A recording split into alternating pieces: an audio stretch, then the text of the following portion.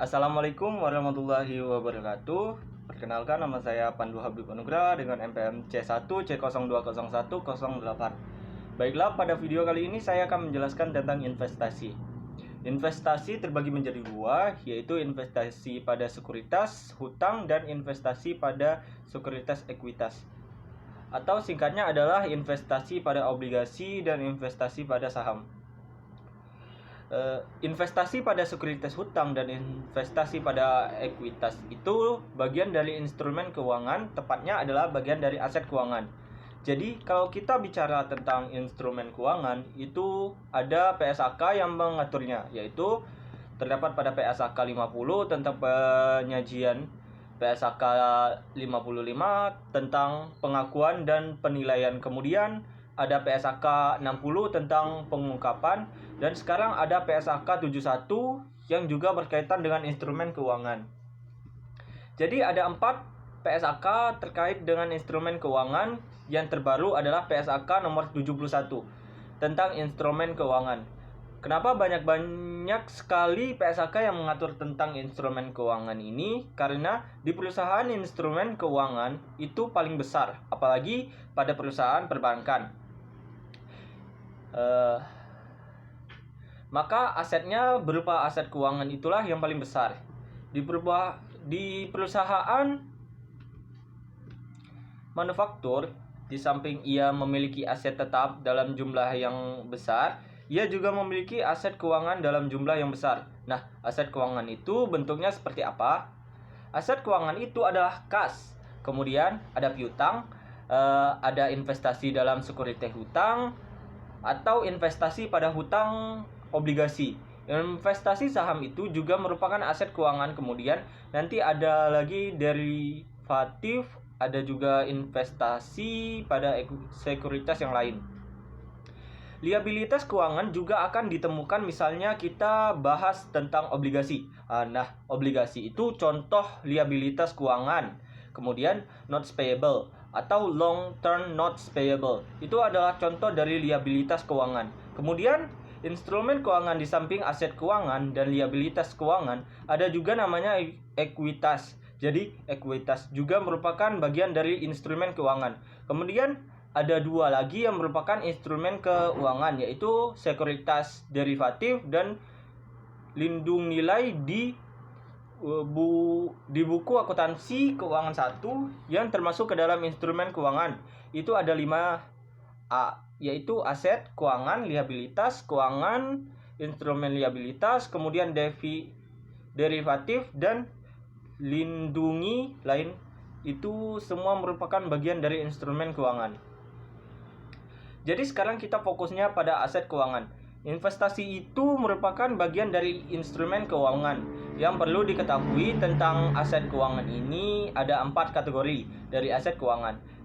Yang pertama itu adalah aset keuangan yang diukur dari nilai wajar melalui laba rugi. Lalu ada kategorinya adalah aset keuangan yang dimiliki hingga jatuh tempo, dan yang tiga ada long and receivable, itu pinjaman atau utang ya. Yang terakhir adalah aset keuangan tersedia untuk dijual atau available for sale.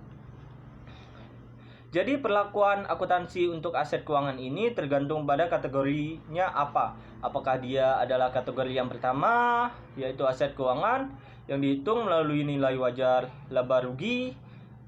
Nama singkatnya biasanya disebut dengan trading securities. Dalam bahasa Inggris, orang biasa menyebutnya dengan fair value through profit or loss.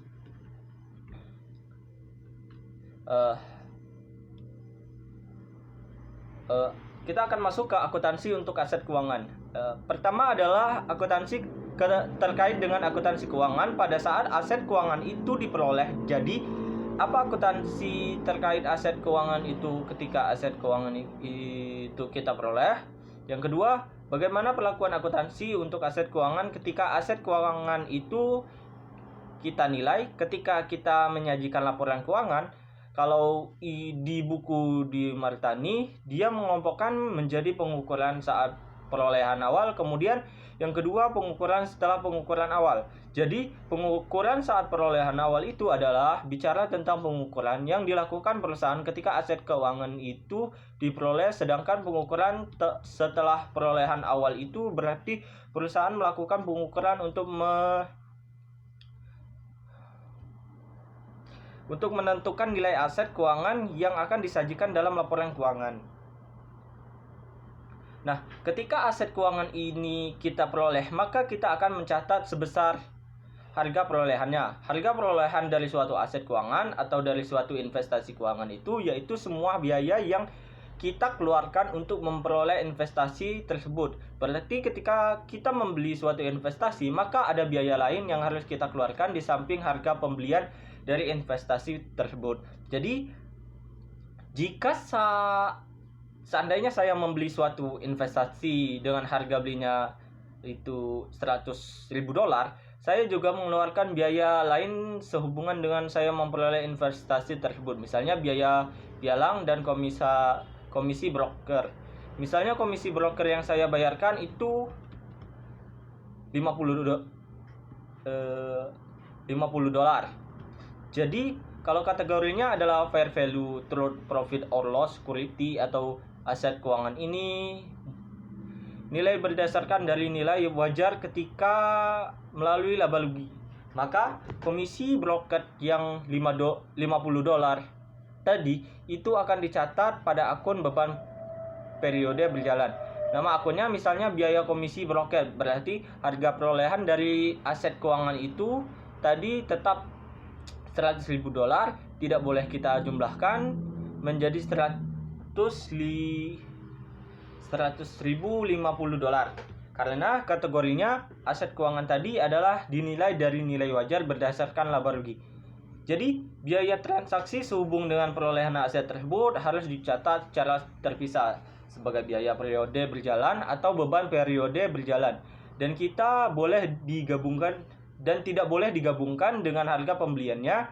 Itu kalau kategorinya adalah yang pertama.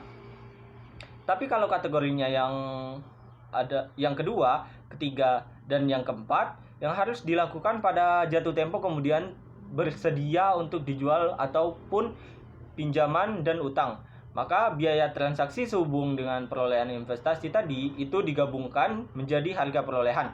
Jadi beda kategori maka beda perlakuannya.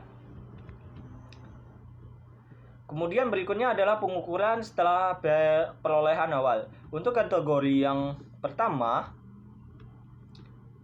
yang dinilai berdasarkan nilai wajar melalui laba rugi dan kategorinya adalah available for sale, maka pengukuran atau penilaian setelah perolehan awal dia harus dinilai berdasarkan nilai wajar.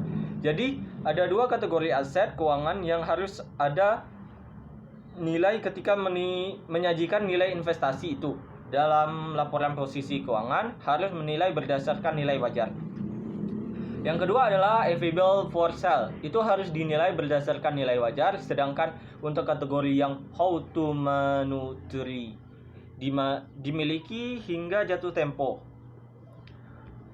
Untuknya how to manuturi atau dimiliki pada saat jatuh tempo, maka pengukuran setelah perolehan awalnya tidak menggunakan nilai wajar tapi menggunakan amortized cost atau harga perolehan yang diamortisasi. Kategori pinjaman dan piutang ini biasanya akan kita nilai ketika kita mau menyajikan sebesar harga perolehan. Jadi jika kita mulai piutang maka biasanya kita akan menyajikan nilainya pada saat kita mau menyajikan laporan keuangan itu sebesar harga perolehan. Selanjutnya, lalu bagaimana dengan impairment testnya atau penurunan nilainya? Suatu aset itu aset keuangan atau aset tetap, pasti ada kemungkinan dia mengalami adanya penurunan nilai aset. Lalu bagaimana dengan aset keuangan untuk penurunan nilainya? Kalau untuk kategori nilai yang pertama yang dinilai berdasarkan nilai wajar melalui laba rugi, maka penurunan nilainya secara otomatis mengikuti penurunan harga investasi tersebut. Tetapi jika untuk kategori yang kedua, ketiga, dan keempat Serta yang kategori yang lain, penurunan nilainya harus melalui pengujian atau melalui investment test. Tidak otomatis mengikuti perubahan harga investasi tersebut, tapi harus kita lakukan pengujian apakah telah menjadi penurunan nilai atau tidak.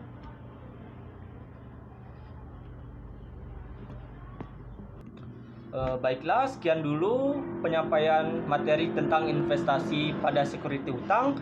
Apabila ada salah-salah kata, saya mohon maaf. Pada Allah saya mohon ampun. Wabillahi taufiq wal hidayah. Wassalamualaikum warahmatullahi wabarakatuh.